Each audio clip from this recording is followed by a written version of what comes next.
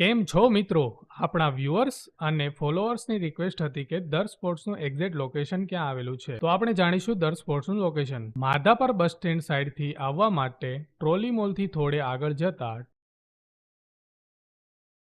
Trust માર્બલની બાજુના કોમ્પ્લેક્સમાં આવેલું છે દર સ્પોર્ટ્સ. દર સ્પોર્ટ્સ આહિર સોરઠિયા સમાજવાડીની સામે જ આવેલું છે. ભુજ અથવા ગાંધી સર્કલથી આવવા માટે